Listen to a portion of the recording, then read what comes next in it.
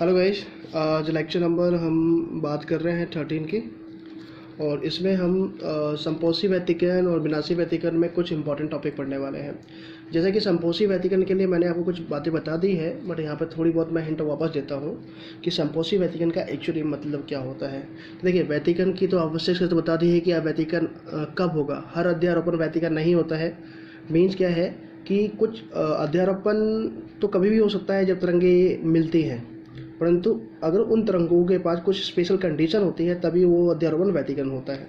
तो अब मैंने कहा कि यहाँ से ये और ये दो प्रकाश स्रोत है, और ये जो है ये माध्यम के कण है। ठीक है, यहाँ से प्रकाश जब उत्सर्जित होगा तरंग के रूप में तो पूरे माध्यम में फैलेगा, और यहाँ से भी पूरे माध्यम में फैलेगा।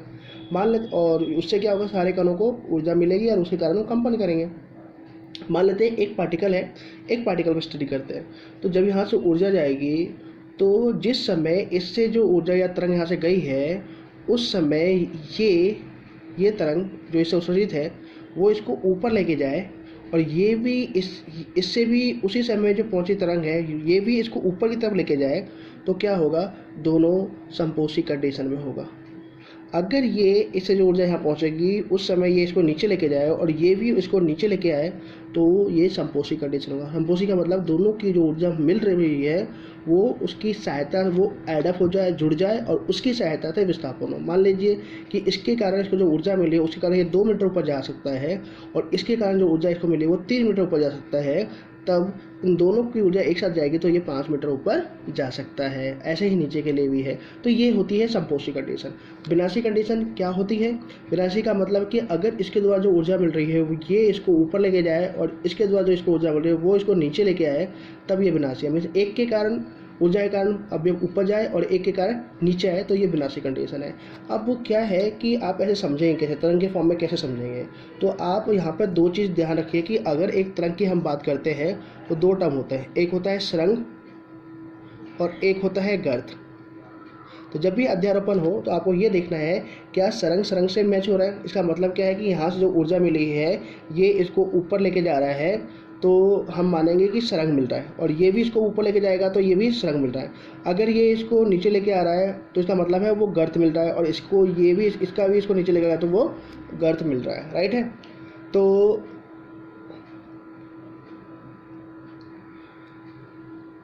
तो हम यही बात करने वाले हैं। तो ये हमारी कंडीशन है संपोषी व्यतिकरण और विनाशी व्यतिकरण की हम करने वाले हैं। तो अब देखिए कि हमने क्या किया कि हमने 2 तरंग लिया है, एक तरंग ये, एक तरंग ये।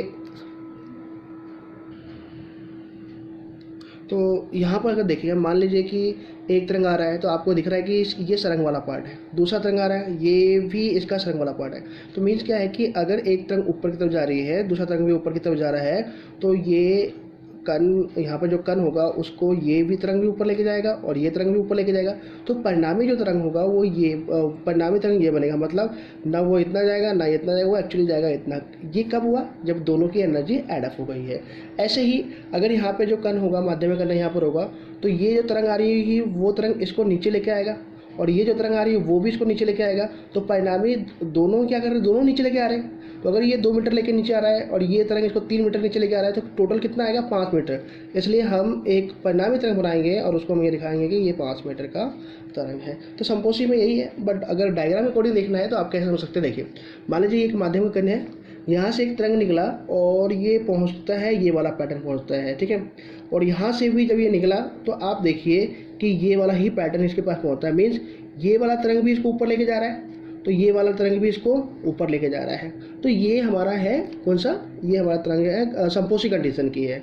अगर ये इसका ये वाला मैच होता और इसका नीचे वाला मैच होता तो ये होता अलग वाला कंडीशन। या एग्जाम्पल के लिए ये भी देख लीजिए, यहाँ से देखिए तो ये वाला जैसे जो कंडीशन इसकी मिल रही, इस तरंग की मिल रही है, देखिए कंप्लीट हो रहा है ये तरंग, वही कंडीशन इसकी भी मिल रही है।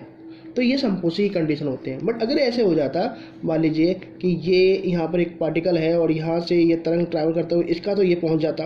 बट अगर मैं यहाँ से बात करता हूँ तो यहाँ से अगर मैं ट्रैवल करता हुआ यहाँ पहुँचता तो इसका जो है ना,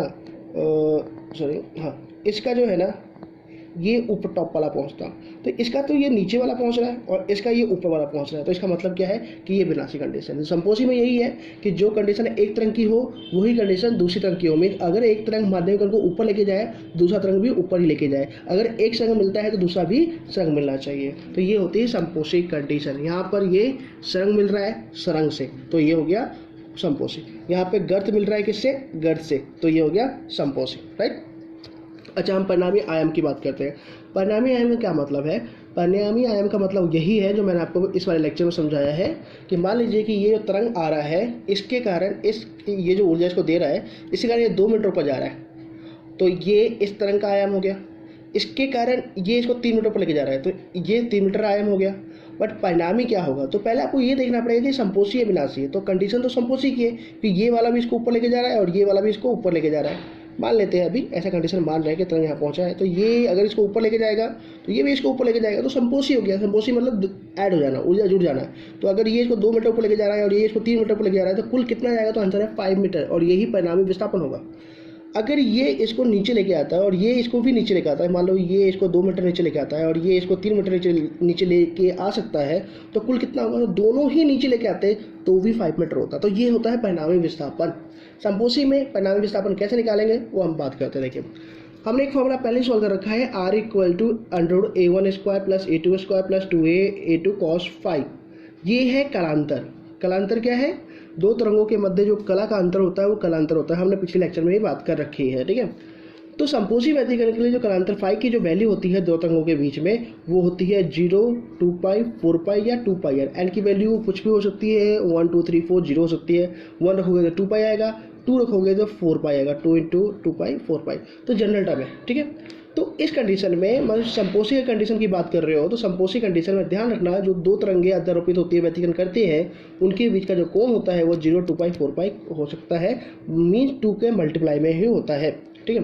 तो उस केस में cos फाई की वैल्यू हमेशा 1 होती है। तो आप बोलो इसका क्या मीन्स है? इसका मतलब है cos की 0, अगर आप फाई की वैल्यू 0 हो तब भी cos 1 देगा, क्योंकि cos 0 1 होता है। फाई की वैल्यू 2π हो, मीन्स दोनों तरंगों के पहुँच का जो अंतर है वो कितना हो, वो होगा आपका, जैसे एग्जांपल के मैं दिखाता हूँ। देखिए यहाँ पर देखिए कि ये तरंग जैसे कंडीशन में मैच हो रहा है वैसे ही ये भी मैच होने वाला है। तो इसकी एक तरंगदैर्घ्य यहाँ पूरी हो रही है और इसकी भी एक तरंगदैर्घ्य पूरी हो रही है, तो इसका भी कोण यहाँ तक 2π हो रहा है और इसका भी कोण 2π हो रहा है। तो दोनों के बीच में अंतर कितना है? 0। तो फाई की वैल्यू हो गई 0, ठीक है। बट इस वाले में देखो कि यहाँ से ये जो पैटर्न पहुँच रहा है, ये एक तरंगदैर्घ्य कंप्लीट हो गया और यहाँ से आधा है, तो ये 3π एंगल हो, एक तरंग 2π का होता है, 2π ये और आधा ये, 2π यहाँ से यहाँ तक, ये 2π का है, ठीक है, और ये पाई का है, तो 3π हो गया। बट इसको देखो तो एक चक्र पूरा हुआ, इसका दूसरा पूरा हुआ, तो 4π तो ये हो गया और आधा ये 5π। तो इन दोनों के बीच में फाई का देखोगे वो अंतर है कितना? 2π। तो संपोषी कभी भी होगा तो वो तभी हो सकता है जब आपका एंगल का जो डिफरेंस है वो 0, 2π, 4π या 2π के मल्टीप्लाई में, और इन सब वैल्यू पे cos के साथ अगर ये वैल्यू रखते हो, कोण रखते हो, तो +1 देता है। तो ये आंसर आ गया +1। तो यहाँ पे आप +1 रख सकते हो। तो R = होगा √a1² + a2² + 2a1 a2 × 1। अच्छा, आप इसको सॉल्व करेंगे तो आप पाएंगे कि ये जो है ना, ये पूरा टर्म जो बचा है वो a1 + a2 का होल स्क्वायर, जब ओपन करो तो ये टर्म मिलेगा, जो 1 से इंटू करने पे तो वही रह जाता है। तो स्क्वायर से इंटू कट जाएगा और आंसर आएगा a1 + a2। मीन अगर कोई दो तरंग जिनके आयाम एक का आयाम a1 है और दूसरे का आयाम a2 है, तो उसका परिणामी जो आयाम होगा वो होगा a1 + a2। जैसे इस तरंग में देखो सुरंग मिल रहा है संग से, तो इसका आयाम कितना है? a1 और इसका आयाम कितना है? a2। तो परिणामी का कितना होगा? तो आंसर है परिणामी जो RC से लिख रहे हो उसका वैल्यू होगा a1 + a2, दोनों जुड़ जाता है। यही हमारा पैटर्न होता है आयाम का संपोषी में। चलिए अब हम एक बात करते हैं परिणामी तीव्रता। तीव्रता का मतलब क्या होता है? देखिए मॉडर्न फिजिक्स के अकॉर्डिंग बात करें तो थोड़ा अलग कॉन्सेप्ट है, मैं सिंपल यहाँ रखूँगा क्योंकि मॉडर्न फिजिक्स के अकॉर्डिंग यहाँ पे इन्वॉल्व नहीं करूँगा मैं। तो आप तीव्रता को ऊर्जा से समझ सकते हैं। वैसे फोटोइलेक्ट्रिक इफेक्ट में मैंने बता रखा है, अगर ध्यान देना चाहते हो तो वहाँ पर देख लीजिएगा एक बार। परिणामी तीव्रता आप मान लीजिए कि ये ऊर्जा है। एग्जाम्पल के लिए देखें, अब ये तरंग ऐसे ट्रैवल करते हुए यहाँ पर माध्यम में ट्रैवल कर रही है और किसी माध्यम के कण पर पहुँचती है, तो नो डाउट इसके पास तरंग के पास आयाम भी है, a1 मान लीजिए a आयाम है। वैसे तरंग के अकॉर्डिंग मैं दिखा रहा हूँ, बट एक्चुअली में आपको समझना ये पड़ेगा कि इसका कण का जो विस्थापन है वो आयाम लिया जाता है, बट यहाँ पर मेंशन कर दिया जाता है, तो डोंट माइंड। तो मान लीजिए हम सिंपल वे में रखने के लिए कि ये जो तरंग यहाँ पहुँच रहा है इसका आयाम है A1, मीन्स ये कितना आयाम देता है A1। तो क्या इसके पास जो तरंग जा रही है, जो इसको ऊर्जा दे रही है विस्थापित करके, उसके बाद ऊर्जा नहीं होगी क्या? जो तरंग जा रही है उसके बाद ऊर्जा भी होगी जो इसने दिया है जो विस्थापन करने के लिए। तो उसकी ऊर्जा मान लेते हैं I1 है। तीव्रता, यहाँ तीव्रता को हम कंसिडर कर रहे हैं ऊर्जा, तो तीव्रता कितनी है? I1। सेम जब ये जाएगा तो इसके पास भी आयाम होगा, ये आयाम, और दूसरा क्या है कि इसकी पास भी तीव्रता होगी I2। तो जब ये दोनों मिलेंगे, जैसे कि आयाम A1 था और इसका आयाम A2 था, जब ये मिले तो इन्होंने आयाम कितना दिया? A1 प्लस A2 दिया संपूसी वाली कंडीशन में। तो तीव्रता कितना देंगे? क्या वो I1 प्लस I2 देंगे? तो उसको हमें सॉल्व करना है। देखिए एक फॉर्मूला होता है, परिणामी तीव्रता का फॉर्मूला होता है, वो ये होता है कि कभी भी तरंग का जो तीव्रता होता है वो उसके आयाम के वर्ग के समानुपाती होता है। देखिए यहाँ पर 3 आयाम होने वाले हैं, मैं आपको समझा दूँ पहले ही। देखिए पहला कि ये एक तरंग है अध्यारोपित होने वाली और व्यतिकरण करने वाली, ये भी एक तरंग है। तो इसका आयाम A1, इसका आयाम A2, इसकी तीव्रता I1, इसकी तीव्रता I2। पर जब ये दोनों ही इसको देंगे तो क्या इसके पास जो तरंग होगा वो परिणामी तरंग वो यही होंगे या अलग होगा? तो आंसर है अलग होने वाला है।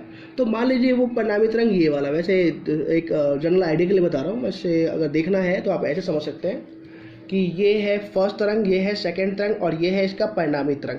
तो इस तरंग का आयाम कितना है? A1, तो इसकी तीव्रता होगी I1। इसका आयाम कितना है? A2, तो इसकी तीव्रता होगी I2। और इसका आयाम कितना है? RC, तो इसकी भी तीव्रता अलग होगी। मीन्स हर तरंग की तीव्रता अलग अलग हो सकती है। तो हमने यही माना है कि यहाँ पे मैंने एक जनरल आइडिया दे दिया कि 2 तरंग मिल रहे हैं और एक नया तरंग गया, तो जो परिणामी तरंग गया वो ये हम मान रहे हैं। तो इसका आयाम भी अलग होगा इन दोनों की तुलना में। मान लिया था कि R होने वाला है, तो इसकी तीव्रता भी अलग होगी। तो अब हमारे पास 3 तरंगें हो गई, मान लेते हैं हम कि एक ये तरंग, सेकंड तरंग और ये परिणामी तरंग। तो फर्स्ट तरंग का आयाम, फर्स्ट तरंग की तीव्रता, सेकंड तरंग का आयाम, सेकंड तरंग की तीव्रता, और परिणामी तरंग का आयाम, परिणामी तरंग की तीव्रता। ठीक है, अब ये फॉर्मूला जो है कि तीव्रता जो होती है वो आयाम के वर्ग के समानुपाती में सभी के लिए वैलिड होता है। तो हमने लिख दिया I समानुपाती R², तो I इक्वल टू KR²। ठीक है, और क्योंकि समानुपाती लगा हुआ तो कोई एक नियतांक लगाओ, K लगा दिया हमने, तो I इक्वल टू K, और R की वैल्यू हमने पहले भी सॉल्व किया वो रख दिया हमने यहाँ पर। ठीक है, पूरी रख दिया और स्क्वायर भी लगा दिया। देखिए अब हम सॉल्व कर रहे हैं अभी तीव्रता संपोषी व्यतिकरण में। संपोषी में आपको पता है कि इस फाई की वैल्यू, वैसे अगर आप चाहो तो आप क्या कर सकते हो कि आप इस स्क्वायर से अंडर काट सकते हो, तो बच जाएगा क्या? K, और ब्रैकेट में ये पूरा पार्ट बच जाएगा।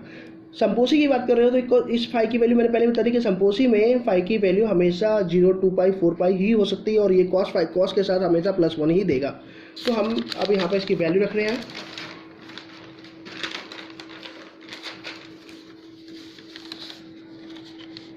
अब यहाँ पर फाई मैंने संपोषी की बात करें, संपोषी में तीव्रता निकल रहा था phi equal to 0, 2 pi, 2 pi n, और इन सब पे कॉस फाई की जो वैल्यू है, मतलब फाई का मतलब कोई भी फाई की, इनमें से कोई सी फाई की वैल्यू रख दो। सिर्फ मैंने 2-3 लिखा है, अब 4 पाई, 6 पाई, 8 पाई, 2 का कोई भी मल्टीप्लाई हो सकता है, तो वो 1 ही देगा। तो ये कॉस फाई के लिए मैंने 1 रख दिया। मैंने यहाँ पर दोबारा नहीं काट के दिखाया, बट ये कटा हुआ है, पहले से कटा हुआ है, तो ये 1 हो गया। तो I इक्वल टू क्या है? K A1² plus A2² plus 2A1 A2। Okay, K को मैंने मल्टीप्लाई कर दिया, तो I equal to K A1² plus K A2² plus 2K A1 A2। ठीक है, यहाँ पर मैं क्या कर रहा हूँ, इस K को मैं 2 पार्ट में कर रहा हूँ, √K इंटू √K। आपको पता होना चाहिए कि अगर √K इंटू √K की बात की जाए तो वो रिजल्ट देगा K, जैसे √2 इंटू √2 क्या देता है? 2। ऐसे ही मैं इस K को √K इंटू √K लिख सकता हूँ। क्यों लिख रहा हूँ वो समझाऊंगा मैं। साथ में A1 A2 भी है, तो मैंने A1 इंटू A2 लिख दिया, ये पूरा पार्ट में लिख दिया। तो इस K को मैंने 2 पार्ट में विभाजित किया, √K, बाकी कोई चेंज नहीं किया। देखिए अभी मैंने बताया कि तीव्रता और आयाम में एक संबंध होता है, तो वो परिणामी का था। अब क्या ये फर्स्ट तरंग के लिए भी संबंध लगेगा? बिल्कुल लगेगा।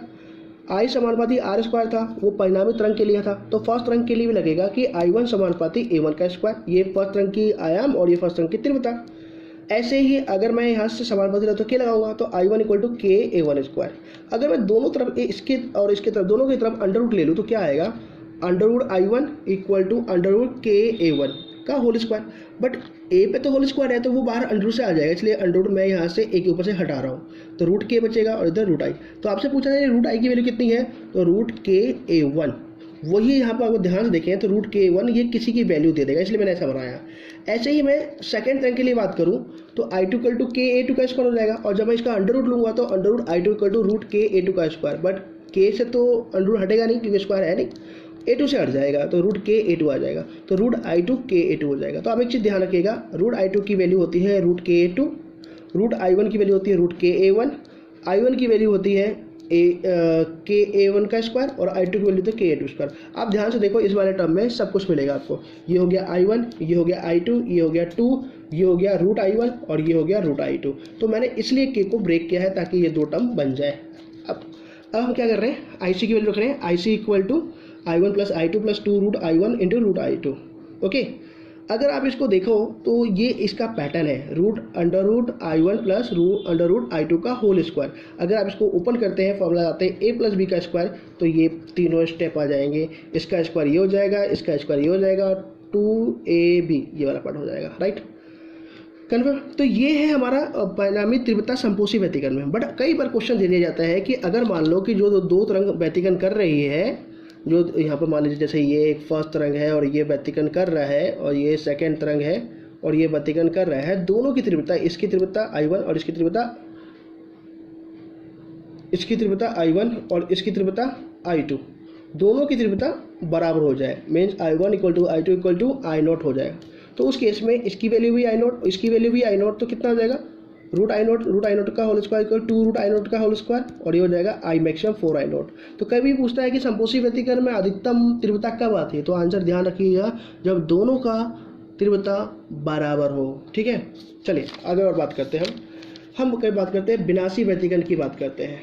अब विनाशी व्यतिकरण मैंने समझा दिया था कि अगर ये दो प्रकाश स्रोत है S1 और ये प्रकाश स्रोत है S2 और ये ऊर्जा दे रहे हैं, तो इस माध्यम के कण का, जो ये माध्यमिक कण है, इस माध्यमिक कण को एक अगर नीचे की तरफ ले जाए तो एक ऊपर की तरफ ले जाए, तो ये विनाशी कंडीशन होगी। क्योंकि यहाँ पे अब इसका जो विस्थापन होगा वो ये डिपेंड करेगा ज़्यादा किसके पास। जैसे अगर ये इसको 5 जूल देता है और ये इसको 3 जूल देता है और ये इसको ऊपर लेके जा रहा है और ये इसको नीचे लेके जा रहा है, तो ये जाएगा ऊपर, पर दोनों के अंतर के बराबर। जैसे ये इसने 5 जूल दिया और इसने दिया 3 जूल, तो अंतर कितना है, 2 जूल। तो वो पार्टिकल 2 जूल के अकॉर्डिंग जाएगा, बट जाएगा इसके अकॉर्डिंग। और ये इसको ऊपर ले जा रहा था तो ऊपर ही जाएगा, बट उतनी हाइट नहीं जाएगा जितनी हाइट 5 जूल के कारण जाता, मीन्स दोनों के अंतर के बराबर जाता है। तो ये होता है विनाशी व्यतिकरण, राइट। अब विनाशी व्यतिकरण का क्या मतलब है कि एक के कारण ऊर्जा के कारण नीचे जाए तो दूसरे कारण ऊपर जाए, सेम दिशा में ना जाए। ठीक है, इस कंडीशन हम बात करते हैं। तो इस कंडीशन में एक पैटर्न देख लीजिए। जैसे मान लीजिए ये माध्यमिक कण है, तो यहाँ से अगर आप पैटर्न देखो तो एक तरंग का नीचे की तरफ आ रहा है, ये वाला पैटर्न आ रहा है।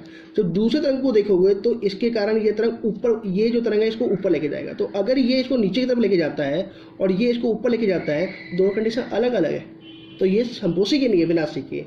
विनाशी संपोषी की तब होती है जब ये इसको इधर ले जाता है तो इसका भी ऐसे ही नीचे की तरफ आता है, बट ये किसका है, विनाशी का है।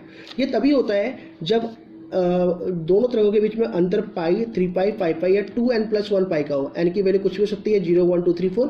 तो यही पैटर्न आएगा और इन सब वैल्यू पे cos की वैल्यू होती है -1।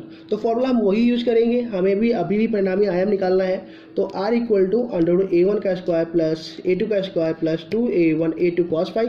इस cos फाई की वैल्यू हम रखेंगे -1, root r equal to √a1 square plus a2 square plus 2a2 into -1। तो r इक्वल टू हो जाएगा √a1 माइनस a2 का होल स्क्वायर, स्क्वायर से जुड़ कर जाएगा। r जो है किसमें डिस्ट्रक्टिव होता है, वैसे विनाशी को डिस्ट्रक्टिव बोलते हैं, तो ये आ जाएगा a1 माइनस a2। बट अब एक कंडीशन याद रखिए, अगर मान लीजिए कि दोनों का आयाम बराबर हो जाए, मीन्स अध्यवरोध करने वाले, व्यतिकरण करने वाले तरंग, जैसे मान लीजिए कि ये जो तरंग है यहाँ से जो ये जा रही है और ये जो तरंग है यहाँ से ये जो जा रहा है, दोनों का आयाम, ये वाला जो हाइट है ना, ये दोनों बराबर, मीन्स ये भी इसको 5 मीटर ऊपर लेके जाए या 2 मीटर ऊपर लेके जाए, तो ये भी इसको 2 मीटर ही ऊपर नीचे लेके आए, क्योंकि विनाशी है। तो अगर ये इसको 2 मीटर ऊपर ले जाने की कोशिश कर रहा है और ये इसको 2 मीटर नीचे ले जाने की कोशिश कर रहा है, मीन्स ये इसको 3 जूल दे रहा है और ये भी इसको 3 जूल दे रहा है, तो ये कहीं जाएगा ही नहीं। क्यों नहीं जाएगा, क्योंकि भाई ऊपर ले जाने वाला नीचे ले जाने वाला दोनों बराबर है। अब ऐसे मान लीजिए एक दोस्त है, इस दोस्त को कोई दूसरा दोस्त का इधर खींच रहा है और इधर दूसरा दोस्त, तीसरा दोस्त इधर खींच रहा है, 3 दोस्त है। तो अब इधर खींचने वाले दोस्त की एनर्जी उतनी ही लगा रहा है जितनी ये लगा रहा है, तो ये कहीं जाएगा नहीं, बीच में ही रहेगा। तो सेम ऐसा ही है कि जब दो व्यतिकरण तरंगें मिलती है, दोनों अलग अलग दिशा में लेके जाते हैं, बट दिया गया ऊर्जा बराबर है या आयाम लगभग बराबर होता है, बराबर हो, लगभग बराबर नहीं, बराबर हो, तो कहीं जाएगा ही नहीं। तो विस्थापन कितना होना चाहिए, आंसर है 0। तो वही है कि अगर दोनों का आयाम बराबर हो तो वो कहीं नहीं जाएगा। अगर मान लो कि इसका a1 a2 की वैल्यू, दोनों की आयाम कितनी है, a0, तो यहाँ रखोगे तो आंसर है 0, मीन्स वो पार्टिकल जाएगा ही नहीं, विस्थापित ही नहीं होगा। ठीक है, ये था आपका विनाशी व्यतिकरण में आपका आयाम। अब ऐसा ही मिलता जुलता हम विनाशी व्यतिकरण में विनाशी व्यतिकरण में तीव्रता की बात करने वाले हैं। कॉन्सेप्ट वही है कि आई समानुपाती आर स्क्वायर, परिणामी ये परिणामी तरंग की तीव्रता है और ये आर स्क्वायर परिणामी तरंग का आयाम है। देखिए पैटर्न क्या होने वाला है इस बार, पैटर्न ऐसा होने वाला है, मैं आपको समझा दूँ। देखिए कि अगर एक तरंग ऐसा कुछ जा रहा है तो दूसरा तरंग ऐसे जाएगा। ये फर्स्ट तरंग है जिसका आयाम कितना है a1 और इसका आयाम कितना है a2। तो ये फर्स्ट तरंग है जिसके विस्थापन y1 के अकॉर्डिंग और ये सेकंड है y2 की। तो एक ऊपर लेके जा रहा है तो उस समय वही इस पार्टिकल को, जैसे ये वाला इस पार्टिकल को ऊपर लेके जा रहा है तो ये इसको इस पार्टिकल को नीचे लेके आएगा। ठीक है, अब यहाँ पर ये तरंग इसको ऊपर लेके जाएगा तो ये इसको नीचे लेके आएगा। तो ये होता है विनाशी व्यतिकरण, राइट ना। तो अब इसने पूछा है कि आयाम तो मैंने बता दिया, अब बोला कि तीव्रता, अगर मान लो इसकी तीव्रता I1 है और इसकी तीव्रता कितनी है I2। अब ये व्यतिकरण कर रहे हैं तो विनाशी वाली कंडीशन है, तो अब परिणामी तीव्रता कितनी बनेगी, जो तरंग बनेगा या नहीं बनेगा उसकी तीव्रता पूछता है ये।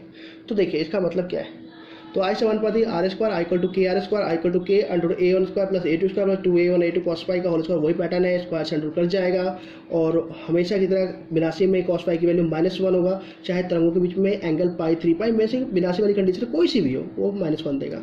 तो मैंने वापस नहीं हटाया है, तो यहाँ पे मैंने इसको कॉस पाई की वैल्यू -1 रख दिया है, तो ये हो जाएगा माइनस हो जाएगा, स्क्वायर से रूट कट गया। आप यहाँ पे काट लीजिए, यहाँ पे काट लीजिए, मैटर कुछ नहीं करने वाला। ठीक है, तो आई डी इक्वल टू के a1 का स्क्वायर प्लस a2 का स्क्वायर माइनस 2a1 a2, के से मल्टीप्लाई किया वही टर्म आ गया पूरा। यहाँ पे के को हम क्या करेंगे, दो पार्ट में फिर वेट करेंगे, रूट के। ये आपको पता ही है कि ये I1 को डिनोट करेगा और ये I2 को डिनोट करेगा, ये रूट I1 को डिनोट करेगा और ये रूट I2 को डिनोट करेगा। तो वही बड़ा पैटर्न जो समपोषी में बताया मैंने। तो I D equal to I1 plus I2 minus 2 root I1 I2, right. और आई डी की वैल्यू हो जाएगी root I1 minus root I2 का होल स्क्वायर में। इसको जब ओपन करोगे तो यही 3 टर्म आपको मिलने वाला है।